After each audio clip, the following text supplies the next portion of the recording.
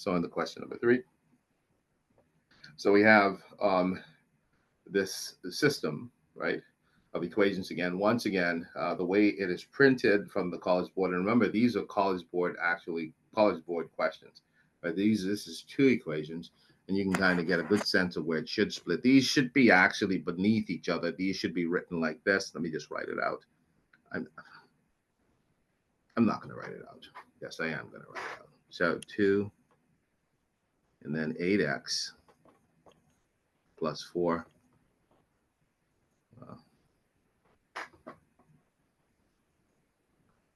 7y,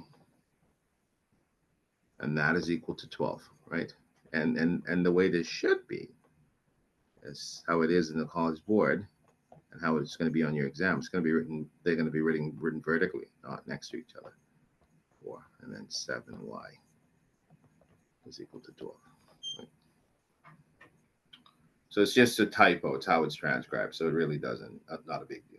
Okay, so let's take a look at this. And we're being asked, what is the value of 8x plus 7y? So sometimes you have a situation like this, and it's almost as if you need to treat 8x and 7y as variables. Okay, so we're going to look at them kind of together, right? There's a very good setup for us already, right? So my goal here, my strategy here is to find the value. Since we're looking for 8x plus 7y, I'm going to find the value for 7y, and then I'm going to find the value for 8x. And then the combination of both of those are going to be the solution to what we're being asked for, right? I can see immediately with systems of equations, we want to perform that thing that we learned in Algebra 1 or pre-algebra, probably Algebra 1, where we are either going to eliminate or substitute. According to how it's presented to you, I can see here that I have 2 terms that are identical with opposite signs. So if I simply just combine these 2 times 8x minus 2 times 8x is going to be, this is going to be 0. And then I just have here what? 8 times 7y is equal to 24. And you notice, that's why I said, I think it's critical that you treat that whole 7y as like a variable and don't change that. Consider that, right? And then if we now solve this, we're dividing both sides by 8,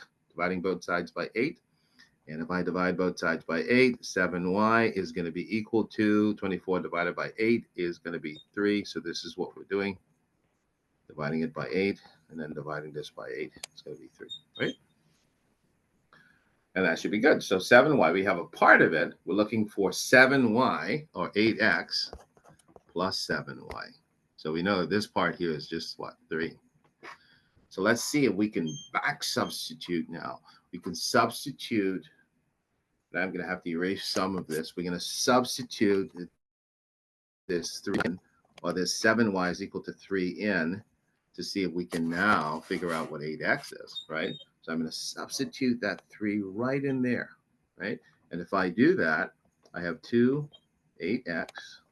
And this is now going to be 4 plus 4 times what? 4 times 3 is equal to 12. And look at what we have. So 2 times 8x, right? And 4 times 3 is 12. We take it to the other side, it's going to be negative 12. 12 minus 12 is going to be 0, right? And we divide both sides by 2. And we're saying now that 8x is going to be equal to, 8x is going to be equal to 0, right? And we divide here by 2, here by 2, and then also here by 2. And 8x is going to be equal to 0. So what are we saying? So we're saying 0 plus 3, and that's equal to what? It's equal to 3. That's equal to 3. Let's go on to the next one.